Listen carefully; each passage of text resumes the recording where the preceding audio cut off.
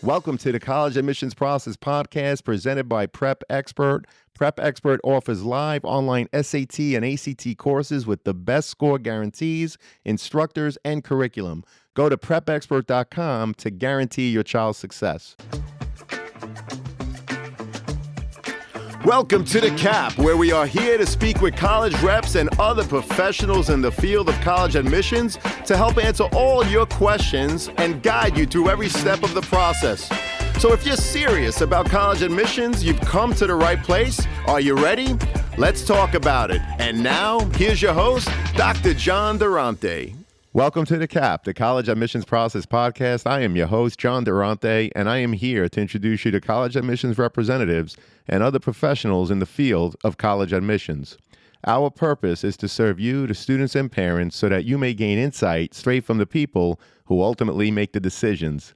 Regardless of whether you apply to a particular school being highlighted in a given episode, you should listen to all of them, as each guest will give you tremendous insight and advice on every aspect of the college admissions process, prompting you to come up with your own follow-up questions for when you visit campus or meet with a college admissions representative yourself.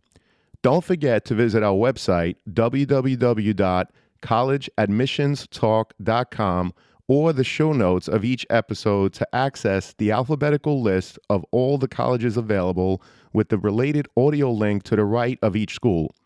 The alphabetical list provides you with on-demand access to all of the episodes so that you may listen whenever you wish. And if you want to receive links to episodes before they are released on the podcast, along with other related resources, please fill out the email opt-in form also available on our website and in the show notes of each episode. Lastly, please email me with any questions or comments at collegeadmissionstalk@gmail.com. So are you ready? Let's talk about it. Welcome to The Cap, the College Admissions Process Podcast. I am your host, John Durante, and it gives me great pleasure to introduce to you today Magdalena Perez Vicente, who's the Assistant Dean in the Office of Undergraduate Admissions at Wake Forest University. Now, we did an episode with Wake Forest back on episode 40, but today we have Magdalena, and it's an honor and pleasure. How are you? I'm doing so well. How are you, John? I am doing great. Looking forward to this episode. And Magdalena, I have to ask, since the last interview with Wake Forest, again, it was about 2 years ago now, what changes or trends have you observed in the college admissions landscape, both at Wake Forest and more broadly in this thing we call the college admissions process? Yeah, I'm so glad you asked. We're having this conversation in the summer, and the summertime is always an opportunity for colleges to think, to adjust, to reflect on how things worked, what things didn't work. And with all the FAFSA craziness, the recent SCOTUS decision, schools going back, test optional, test not optional, it's a really good time to sort of slow down and reflect on who we are as an institution. And sort of go back to our roots. So for Wake Forest, one of our newest changes is our early action process. So early action is, as we know, a non-binding opportunity. And we're offering this opportunity to first-generation college students. So if neither of your parents attended a four-year institution, you have the amazing opportunity to apply by November 15th and to hear back about your admissions decision sometime in January. So you also, within a week or two of receiving that decision, you also receive a financial aid package if you applied for need-based financial aid. And this, I think, really, like I said, allows us to reflect on who we are as an institution, right? We're a North Carolina liberal arts college with roots, not just within rural North Carolina roots, but also a school that really values the first generation population because, those were the core students. Those were the first students that were on our campus. And we're really going back and honoring those traditions. So that is a big new change that has happened most recently, most recent developments. As is, not necessarily a change, but just sort of a shift in the landscape of, everything that happened with FAFSA this year, right? And all the changes that happened and all the pivoting that schools had to do. But something to note about Wake Forest is, as part of the financial aid process, we ask for families to submit that CSS profile and the FAFSA. And sort of a benefit to us is the fact that we were able to still release estimated financial aid packages despite any of the FAFSA delays. So I think super kudos to our financial aid team, to the university for being able to sort of reflect and pivot and be able to move forward to, meet the needs of our interested students.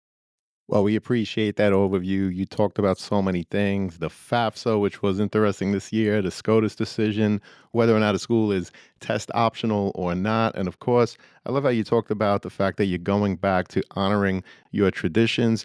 As a quick follow up, and we're going to unpackage all of this, but as a quick follow up, you mentioned the FAFSA.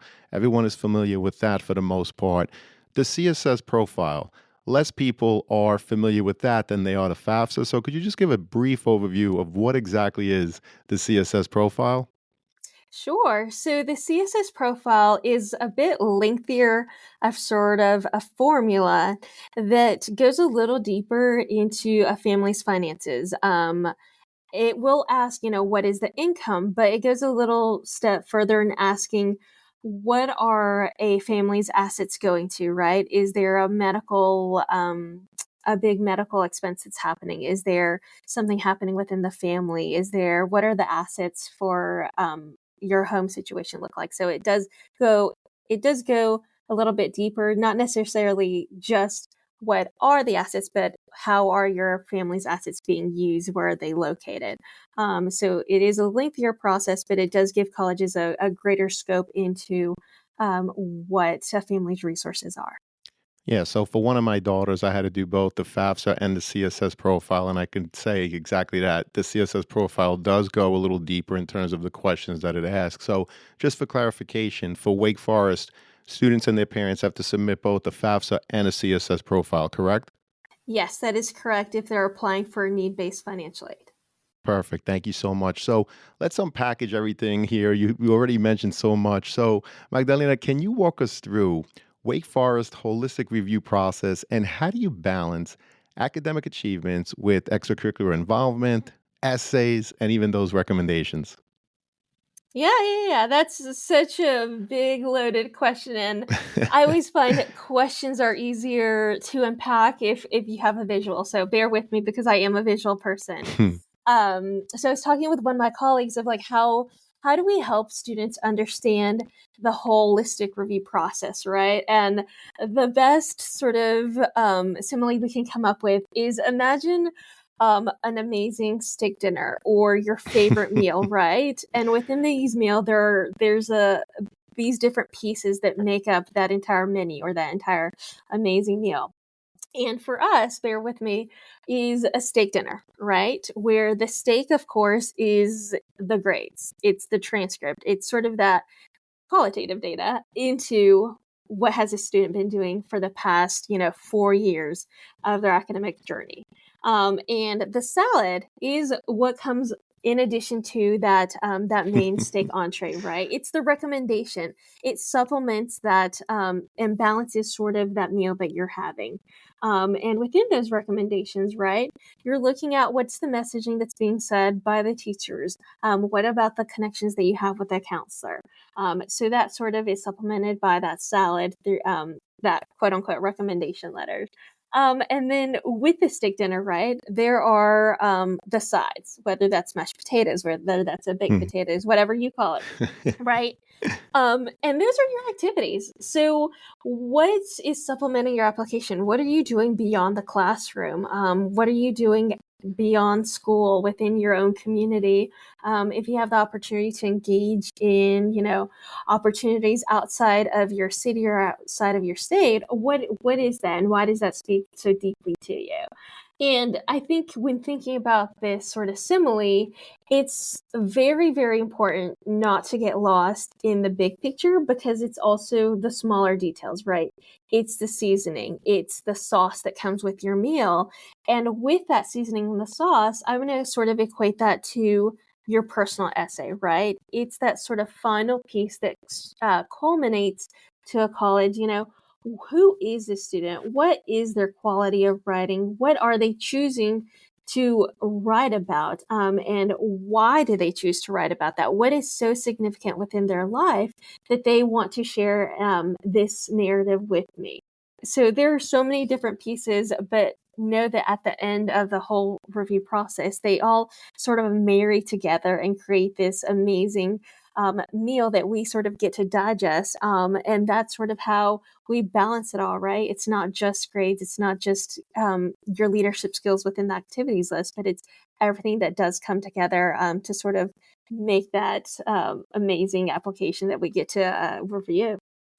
Well, we appreciate that, and I've never heard anyone compare the holistic review process to a steak dinner, which I think is awesome. So, of course, the steak students, those are your grades, that qualitative data over 4 years, the ramps that you built, the courses that you chose, based, by the way, on the context of your high school and how well did you do. So that makes up that steak. Then you have the salad. Those are those things that supplement your meal, like recommendation letters. The sides are the activities. What did you choose to do outside of school? And of course, the seasoning and the sauce, that's that personal essay. Now, Magdalena, we talk a lot about the fact that admissions reps want students, number one, that could handle the work once they are on your campus. Because as an admissions representative, of course, you want to admit everybody, but you want to make sure that they're able to handle the academic rigors once they're on Wake Forest's campus. And then you also want to see the type of community member that they're going to be, right? In terms of contributing to the wonderful programs that you have at Wake Forest. So you're looking at activities, you're looking, as you said, at what they're choosing to write about. So in this whole steak dinner, how would you break it down? Is there something that's more important than other parts? Yeah, great question. So, being a selective university, we get talented students who we know can do the academic work. So, oftentimes, the deciding factor isn't their academic readiness, right? Because they're all choosing to engage in AP or IB or honors courses. And it oftentimes goes a little bit deeper into what kind of community member are they going to be, right? What are those leadership skills that they're developing? What do the teachers say about their collaborative nature? Because that does speak into what kind of community member they're going to be on our campus community. So, in thinking a little bit about, the activities list, think about the quality, not the quantity, in addition to what's the level of depth of engagement that you're having within your community that you're writing about, right? I'm not necessarily saying you have to be the captain or you have to be, the president, but what kind of change maker are you being within your, organization? And why is that role so important to you? So oftentimes the leveling of engagement really speaks volumes to, students' intellectual curiosity if they're part of the philosophy team or debate team, if they're engaged with sports, that'll really speak highly to they're going to be involved in intramurals or club sports on our campus. So there are a variety of sort of different ways to go beyond the academics to show how is a student going to fit onto our campus and what kind of member they're going to be once they get here. Well, we appreciate that. And I love how you talked about the fact that your application pool comes from students that, in general, are highly academic. And so, again, you have that competitive pool. So, you are, of course, looking at the academics, but you're also looking again at that holistic picture to see who stands out and why, right? What do you participate in outside of the classroom and why do you participate in those activities? So, these are all different things that you want to incorporate students in that marketing package that we call the college application. So, Madeleine, I was also curious, just as part of your institutional priorities, first of all, how many applications do you receive? And what's the institutional priority in terms of the number of freshman class that you want to actually be on your campus? Absolutely. So we're trending more and more towards the positive, right? Every single Hmm. year, since I've been in the office, and I've been in the office for about 2 years, we've just seen an increase in Wake Forest, an increase in our application volume. Most recently, we are just shy of hitting 19,000 completed applications for this past Wow. application cycle. which is amazing because you do get to see and read all of the amazing narratives and applications that have been shared with you. But unfortunately, we cannot, due to our size constraints, admit every single talented student that we want. This past application cycle, the admission rate was sitting at about 21%. Every single, trained professional within our office reads anywhere between 1,200 to about 18, maybe even 1,900 applications. So, your application does not get lost on us, but it is a selective review process that we have to go through. In terms of, what are our institutional priorities? We always value students who are coming to us from all walks of life. About 15% of our students are North Carolinians, and the rest do come from all over the 50 United States. They come to us from international backgrounds. So there's not I struggle with answering that question, not because there are institutional priorities that we have to meet, but because every student sort of meets those institutional priorities in their own unique way. So it's always difficult to try to navigate how to answer that question. At the end of the day, though, it's important to note that we're not prescribed, how many students to admit from Long Island, how many students we have to admit from Maryland or what have you, right? We are looking holistically at every candidate, their qualifications to build and shape the class that's going to best meet the needs of our academic and social and engaged community. Well, you definitely have an engaged community. And I just want to point something out before I go to my next question related to your community. And it's that you said that about 15% of your students are from North Carolina. That means 85% are from outside of the great state of North Carolina. And I mentioned that because clearly you're not a commuter school if 85% of your students are from outside of the state. So I just wanted to point that out to the students because that's always a question that comes up, particularly if they're going to a school that's so far away from home. So you talk about your engaged community, and I read that your retention rate is an amazing 94%, which represents the number of freshmen who returned to campus for that second year. The national average, by the way, is about 70%. So, Magdalena, what initiatives or programs at Wake Forest help first year students integrate into the campus community? And how do these programs support academic and their social success? Yeah, which was such a big loaded question. So for us, I think it always starts with the first year experience, and even before the first year, it's that summer when you're excited, you're ready to come to Wake Forest, and it's during that summertime where you're hearing from our offices of academic advising, our office of civic and community engagement, and they're sort of inviting you to these different pre-orientation programs. So we have programs from the service learning to Wake Wilderness to entrepreneurship. So students have the opportunity to opt into these option opportunities and get to know students who have similar interests. Once they get here on campus, we do have a 6 semester living on campus requirement, and we feel that really helps build that network of knowing who you're going to graduate with. Um, Students their first year do not get to choose their roommate, and oftentimes that's, even if they did, that's not always the case, right? We did say that everybody's representing various parts of where they come from, and you may not always know somebody who is coming to Wake Forest, and that's okay because you have that opportunity to connect with them in a variety of different ways. So living on campus, I think, and requiring that 6 semester of on campus residency, I think, is the first step in sort of helping build that robust network and retention rate.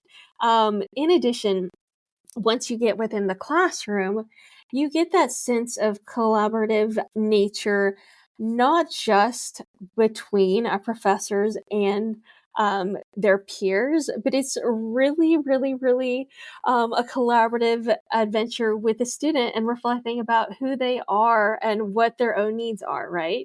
I always love to describe Wake Forest. It's not a cutthroat, right, academic program, right? Every student who's at the institution is already academically gifted. So then how are you continuing sort of fostering a collaborative environment, whether that's study groups, whether that's, sharing materials that you developed for a quiz or a test, whether that's meeting with a professor before or after during office hours. It's a very collaborative nature that just naturally happens and comes out of our students that they love helping out and enjoying. And learning with each other. But a little bit in terms of the social aspects, one of the amazing things that we offer is over 250 different student organizations.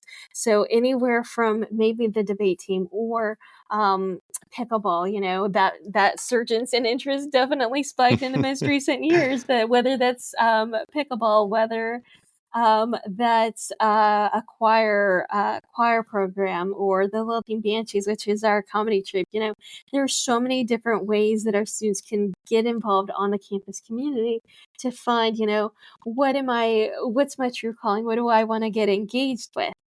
Um, so that, of course, are great opportunities to immerse themselves, that I think definitely help with our retention rate. But there, of course, are a variety of different resource groups on our campus for students who might need additional academic support. There are a variety of different advisors along a student's academic journey once they get to Wake Forest and after they declare their major their sophomore year. So there's a lot of different, networks that we have on our campus that really help our students academically and socially. Well, there's definitely a lot of networks on your campus to help your students, again, like you put it, academically and socially. And I bring up the retention rate because I do think it's important for students and their families when they're trying to find the right fit to ask the question, what is it that you do as a university to help students transition from their high schools to this awesome community that we call the Wake Forest community? And I love how you talked about the fact that in Wake Forest, this case, you have a 6 semester living on campus requirement, which that is definitely a huge piece of what helps build your community and which is why you have that 94% retention rate, which I think is great. So, Magdalena, we're going to turn it back to the actual review process. I know that Wake Forest, and you mentioned it earlier, is test optional. Can you share the percentage of students that applied and who were ultimately admitted that did not submit those test scores? Yes, of course. So, Wake Forest University, we've been test optional since 2008. So our office really does have a thorough understanding of what does it mean to look at a candidate who went test optional. What does it look like to evaluate a student who chose to submit their standardized test scores?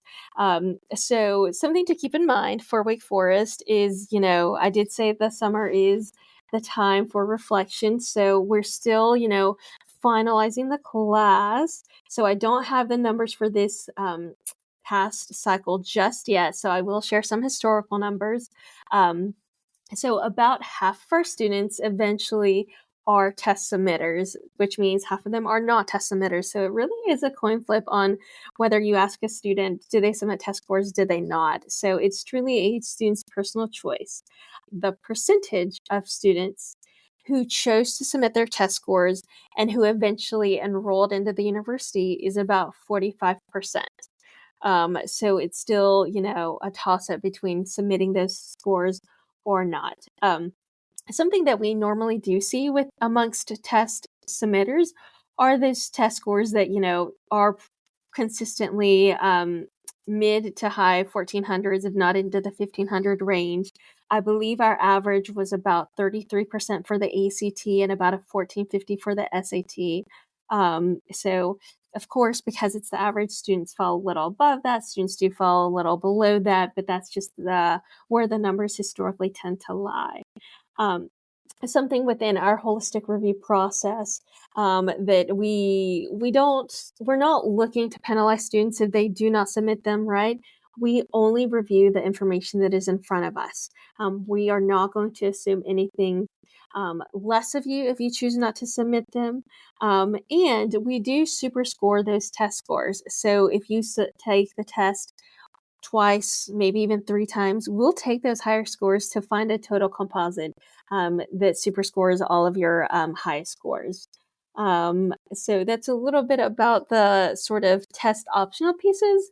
But in thinking about, scores overall, We do accept AP test scores if your school is an AP school, and we typically accept fours and fives on those AP tests. Within the IB program and diploma, those are usually sixes or higher on the HL tests. And then dual enrollment and dual credit courses, that always varies department by department and class by class, right? We ask the students to take those dual enrollment classes at a college at a nearby institution. And those, if you want to come into Wake Forest with any credit, those are always on a case by case basis. Well, we appreciate the overview. Not only did you talk about AP and IB, but the fact that your average for the ACT is a 33 and the SAT is somewhere around the 1450. But I just want to repeat to the students, those are only students that are submitting, which is why those mid 50% ranges seem to be higher. So students take both the SAT, the ACT, prepare, super score it, as Magdalena said. And if your score is within that mid 50% range, certainly submit it, especially if it, is going to enhance your overall application. And I love the fact that you reminded us that Wake Forest has been test optional since 2008. So it's definitely a school that, is very familiar with that kind of a program. So, Magdalena, what are your top tips for students writing their personal statements? And are there particular themes or approaches that stand out in a positive way? Before we get to the things that may positively help an application stand out, I always want to also look at the flip side of that as to things you may want to avoid within your application. So I always tell students, make sure that it encompasses you, right? Make sure that if you're telling me a story about your family or a special person within your life, that it's not a narrative about who they are, right? Because you want it to be a reflection of who you are and what kind of student you're going to be, or a reflection of what values are important to you. So avoid writing about the experiences of someone else, rather, sort of be open to you being the center of this and telling us about how you grew as a person or how you've changed. Um, Something else is it's not necessary for you to tell me what you've done within your school community, right? I've already known that. If you received a certification, I've known that, right? Hopefully, you wrote about that in your activities list. So, if you can sort of shy away from repeating information that can already be found in your application elsewhere, great. Find a new idea. Think of a new thing to write about, because that really gives me, some new information that I can use to advocate for you in the admissions process. At the end of the day, it's really important to remember that this is your essay. This is from the perspective of a high school student. So I know high school students don't write like professionals. So don't this is not the time to fake it till you make it. Make it make it sound naturally, make it come from you, and make it come from the authentic, student's voice, right?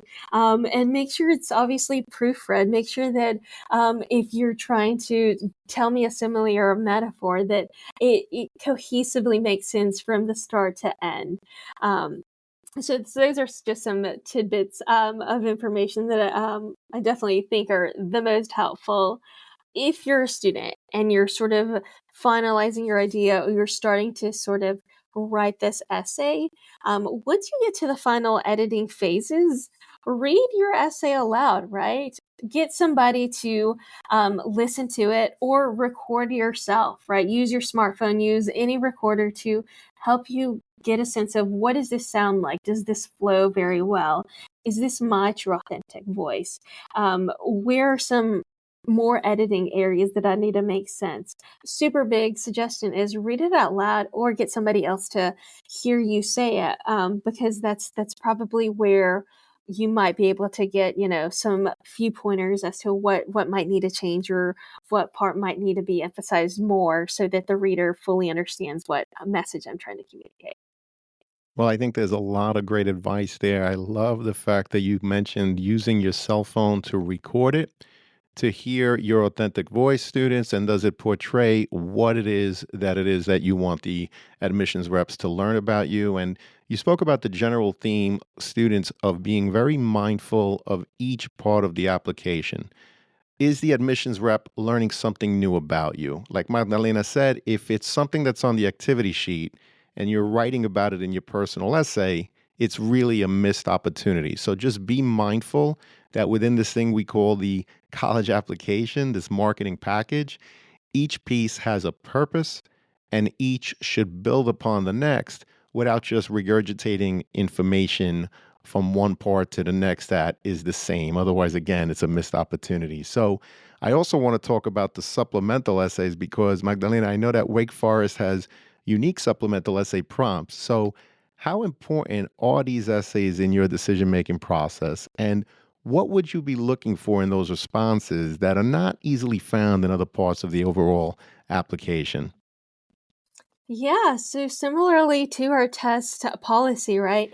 They are truly, truly optional. And I oftentimes get the questions, does optional really mean optional? And for and for Wake Forest, it really does, right? So we offer 5 different supplemental questions, one of which is required, right? We are curious to know, why are you interested in Wake Forest, right? Well, that's our why Wake question. What about our campus community, the academics, the social life? Why are you applying to the university? And that sort of helps us be able to gauge, what is the alignment with the student's interest in us and what might align with us that we're looking to fill within this student.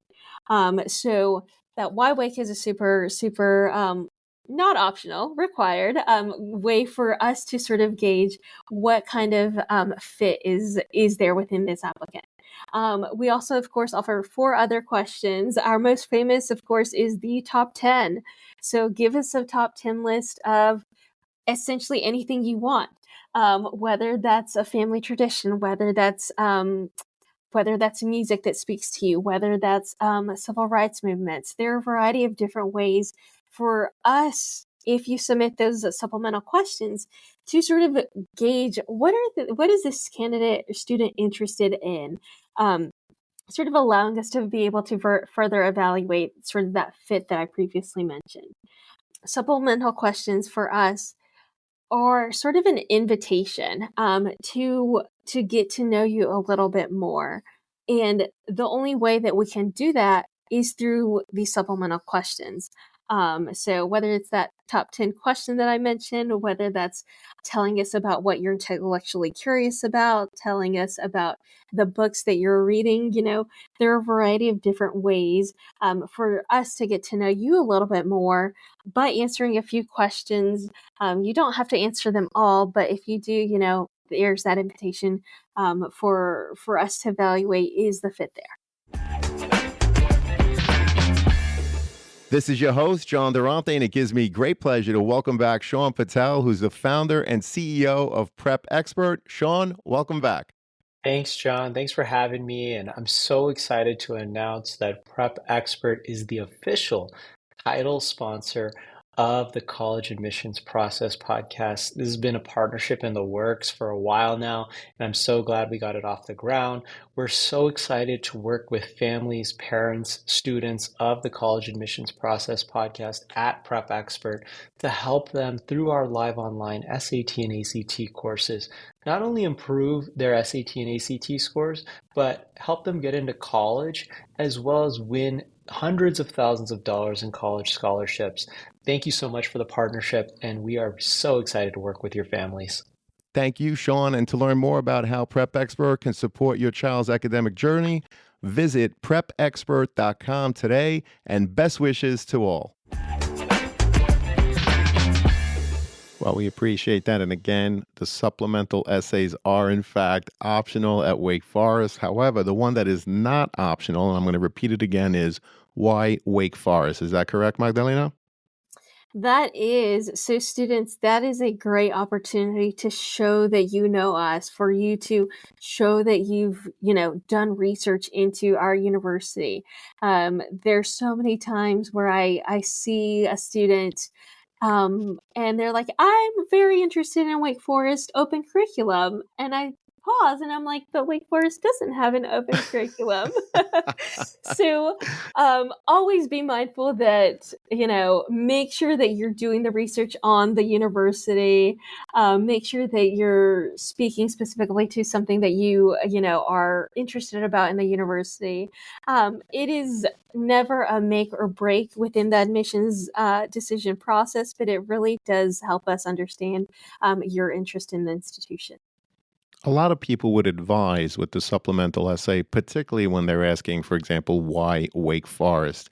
They would advise that it's not a copy and paste in terms of writing one essay and using it for the 5, 8, 12, however many colleges or universities that you're applying to. And what you just mentioned about someone writing about an open curriculum, perhaps that person was writing about another school and they decided to copy and paste, send it to you, and it makes you raise an eyebrow to say, hey, wait a minute, this doesn't apply to us. So I think that with the supplemental essay, or I should say that question, why Wake Forest, it's very important, students, that you demonstrate your understanding of the programs. And perhaps, and correct me if I'm wrong, Magdalena, if I'm able to articulate a specific program that I want to come to at Wake Forest and why, while talking about some unique things that you offer, but also talking about how I plan on coming there to contribute in this beautiful community we call Wake Forest, would that help my overall application? Absolutely. It shows that you have done your due diligence in researching the institution, whether that's a specific department, maybe a specific professor that you want to do research with. Like I said, alignment and fit work is a two-way street, right? We're looking for the students who are interested in the university, and doing your research sort of demonstrates that. While also, a student is doing research, is Wake Forest where I see myself for the next 4 years? So that why Wake is a great, great way for you to showcase us that information that we might not know otherwise. Well, that's great. So, students, do your due diligence. Show your alignment and fit to Wake Forest, especially when you're giving that answer to that why Wake Forest question, and demonstrate your understanding of the programs again while showing how you plan on contributing. And that should help you at least with that portion of the overall application. So, Magdalena, another piece is the teacher recommendation letters. So, what makes a teacher or a counselor recommendation letter truly impactful? And can you provide examples of elements that distinguish a strong letter from an average one? Of course. So I don't know if you are familiar with this information, John, but I myself was a former teacher. Oh, I didn't Um, know. yes. That's great. So so I used to write recommendation letters for my students for applying, to certain programs. But I think what really makes a recommendation letter, whether that is from a teacher or a counselor, really stand out is their comments to really, really speak to the levels of engagement that a student has, right? As teachers, we might have students who, all have A's in the class, but they all have A's for different reasons. Whether they're great test takers, whether they're, actively vocal within the course discussions, whether they're there for extra tutoring when you offer those services, right? There are a variety of different ways for teachers to be able to talk about and discuss what kind of learner their students are. So if a teacher can really speak to the levels of engagement that a student presents within their classroom space, it really gives us an opportunity to have an understanding of what kind of student they're going to be within our Socratic classroom conversations, within working with faculty and research, working with their peers on a variety of different projects. So speaking to levels of engagement is probably one of the most beneficial things for us to get to know. And a student doesn't always have to be the most vocal to be the most engaged, right? They might be on the shyer side, but they can articulate and share their thoughts in writing in a different way. So that is definitely a super helpful way for us to get to know students. And I think across the letters that we require from students is the consistency in messaging from a letter that I read from a counselor and the one that I read from the teacher. So if a counselor sort of tells me a specific narrative and the teacher sort of tells me another narrative, I am trusting these professionals to tell me as an evaluator what kind of candidate this is, and if there's sort of an inconsistency, I'm sort of not sure left what to think. So that makes my job a little harder, but so that messaging and consistency really helps us as evaluators really get to know the students, get to know what kind of energy they have within the classroom, get to know the personality, get to know what kind of collaborator they're going to be, get to know sort of what sparks their intellectual curiosity, those different things. And so a lot to unpack with that question, but I think it's always boils down to what kind of student has this candidate been within your classroom for a full semester, maybe with across a variety of multiple semesters, but then that's will speak to what kind of person will they be within our campus academic classroom.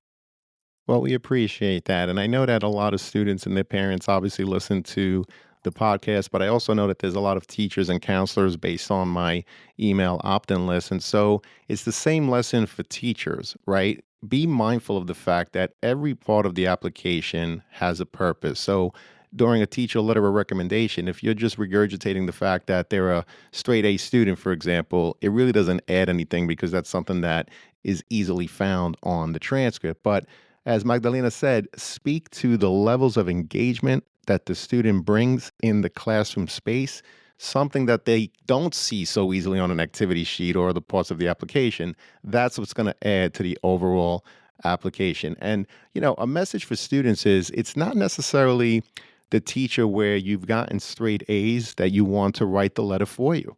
Perhaps it's that class where you did score slightly lower, but you were totally engaged. You went to every extra help. You asked questions. You really did something special to try to be successful in that class. And so maybe that's the teacher that could write something new in terms of your grit, your willingness never to give up, and to just engage in anything that you had to do well in that class. So Madalena, I was also curious, do you have any advice for students whose academic profiles might fall below your average freshman class?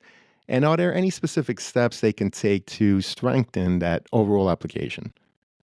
Absolutely. So I do want to reassure students that, we do review your entire academic information that is shared with us, whether that's the school profile to really get to know, the curriculum at your school, the any additional information that your counselor shares in terms of your academic progress and the curriculum that you're taking, and the transcript. So if your transcript shows, ninth grade may have been a little tough, but you've increased the amount of challenging courses that you've taken, whether that's APIB, dual credit, or honors or advanced. Has there been with this increased curriculum rigor? Has there also been a positive grade trend? Right, we always want to see what that trajectory is like, and if it's a positive one, then that really speaks to your levels of academic seriousness and your ability to handle challenging course loads. So rest assured that if your academic profile might not be the strongest, we do take into consideration that positive trajectory and growth. In addition to, what are your letters of recommendation saying about, your abilities and your skill sets? What are those things that you bring as a candidate that may not be representative within the data that is within your transcript? So, letters of recommendation, I know we mentioned before, but they really do help add context to students who may not have the academic profile that's historically consistent, but who are viable candidates through our selection process. Something that we haven't spoken to that I really want to make sure that we mention is at the end of the personal essay, there's a section that is called additional information. And that's a really great opportunity to sort of help explain or to contextualize what may have happened, right? Is there something that happened your sophomore year that greatly impacted you? Was there a big challenge that you had to overcome? And what is important for the admissions representative to know about how I grew through that process? So make use of that additional information section because it really does help contextualize for admissions representatives. Even if the academic profile may not be in alignment, there is that opportunity and that step for you to sort of continue advocating for yourself through the admissions process. Oh, we appreciate that. And I'm glad you mentioned that section of the application because if there's additional information, students, that you need to provide to give that overall view of who you are as a person, it's very important, again, to be mindful of all of the different parts. Again, their purpose and the fact that each has to build on the next to really create this overall holistic view of who you are, not only academically, but as a community member and anything and everything in between. So, Magdalena, what are the different ways to apply to Wake Forest? And is there a benefit to applying one way over the other in terms of being accepted and even being considered for things like scholarships? Yeah, so this is such a loaded question. So bear with me, bear with me, folks.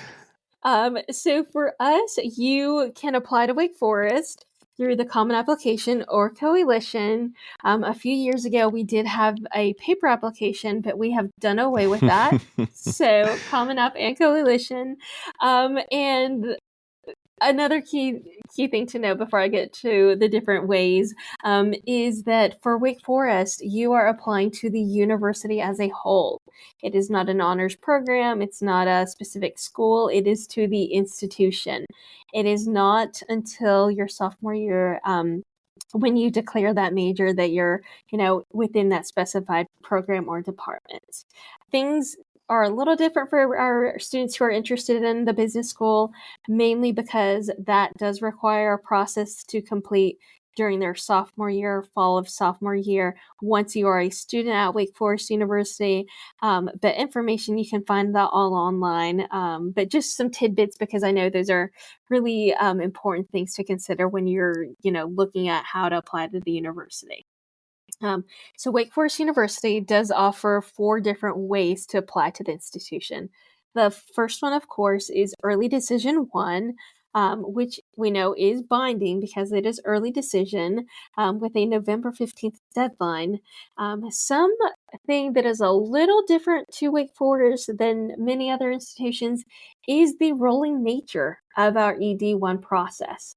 So for us, once we receive every single component that completes your application, so the application, letters of recommendation, transcript, once we receive everything, you should learn about your admissions decision within 6 to 8 weeks.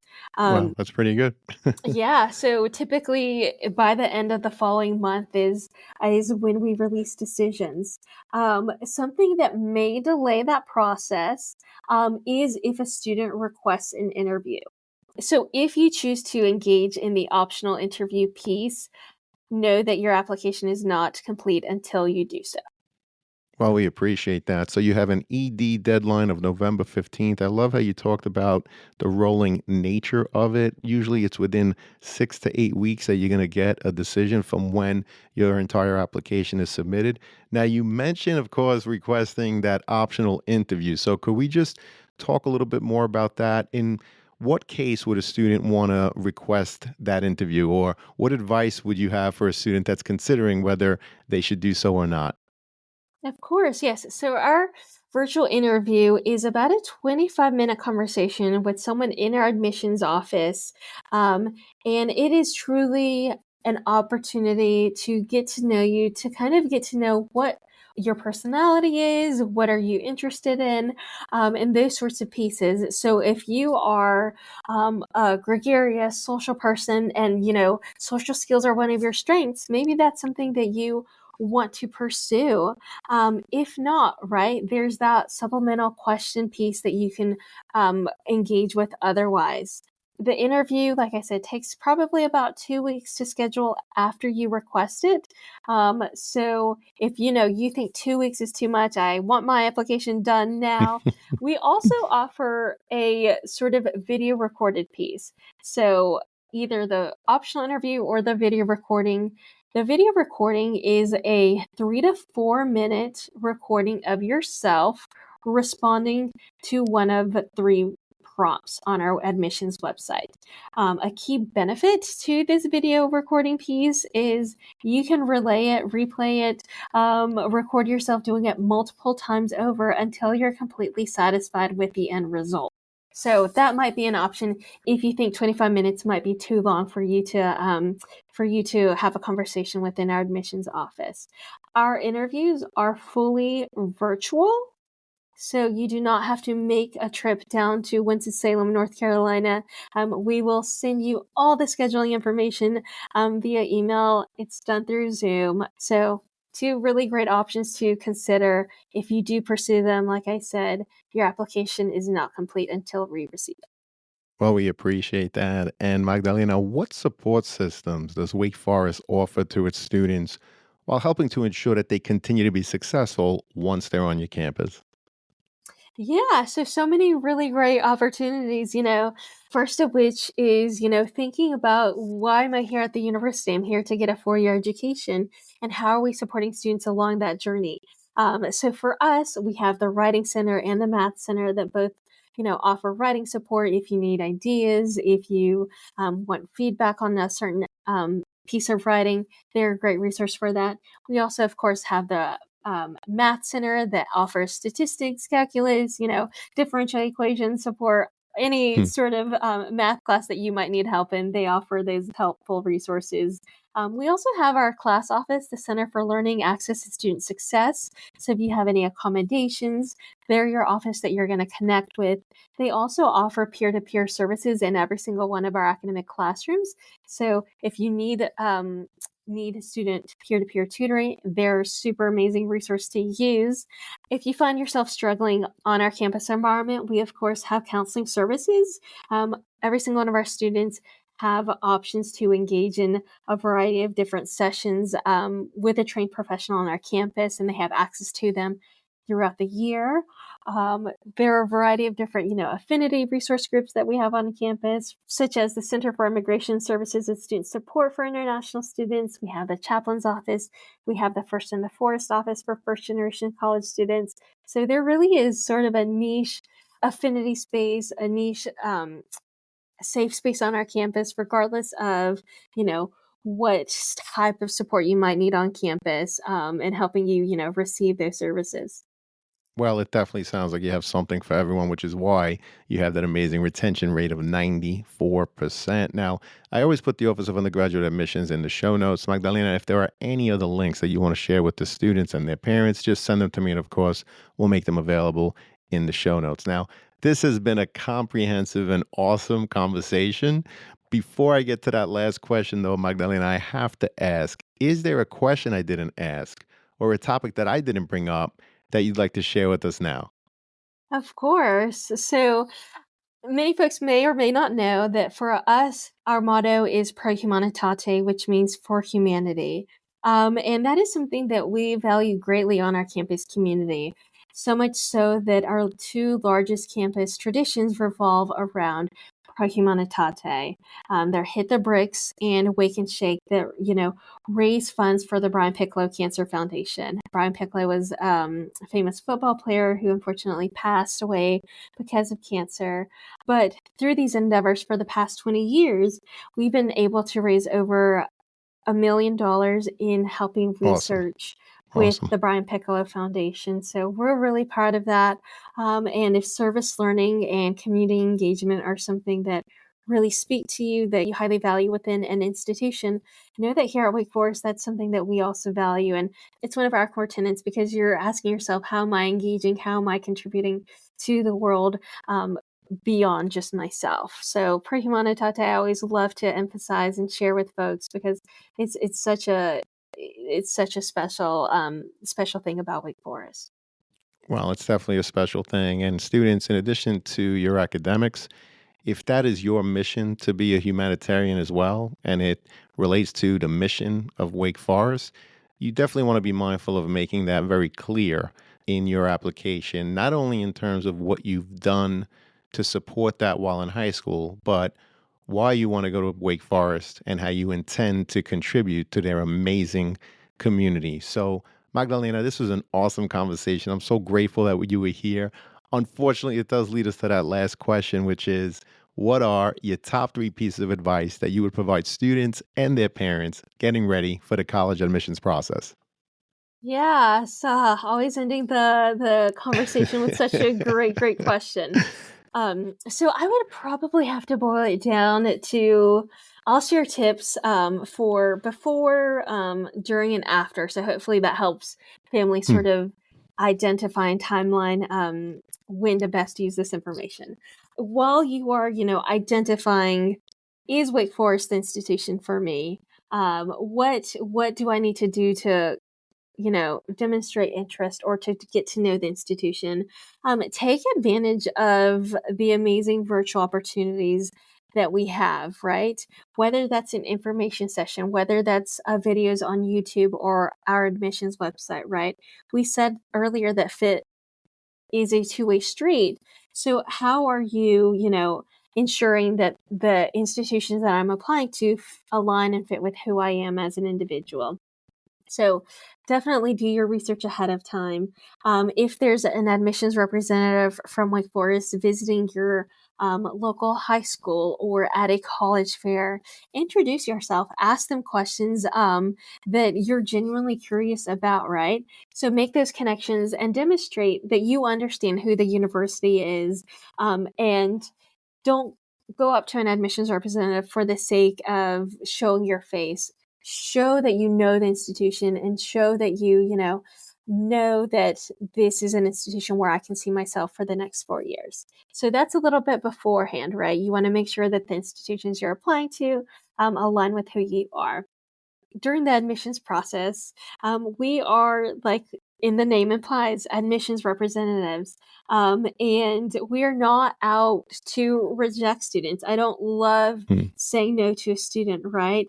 So during the process, know that after you hit submit, after everything comes in, allow yourself to breathe and know that you've done everything you possibly could have to advocate for yourself through this process. If unfortunately things don't work out most favorably for you, embrace your new environment where you are going to call home, right? Get excited. Be proud of wearing your school colors, and embrace that environment. If you're coming to Wake Forest, we're excited to be Demon Deacons. See if local or alum are in your area, if your school has a connection, and just get excited through the process. And then, sort of towards the back end of that, right? If you are taking a rigorous senior year, continue that positive trajectory that you showed us during your application process. Continue those strong grades, if not, that growth in grades and improvement. While there are, unfortunately, some rare instances where they might not always happen, I always encourage students to not slack off, to take your senior year seriously during the entirety of it. Find time to enjoy yourself, to have fun with your friends, to go to football games, but also be mindful that, you don't want to risk your admissions decision. You don't want to overcommit yourself to anything in particular. Um, but just continue that positive trajectory that we've seen, that we know that you can continue. So that would probably be my third tidbit. Well, those are tremendous pieces of advice. And obviously, Wake Forest, Magdalena, they are so lucky to have you, as were we during this conversation. I'm so happy, as I know that this is going to help so many students and their parents.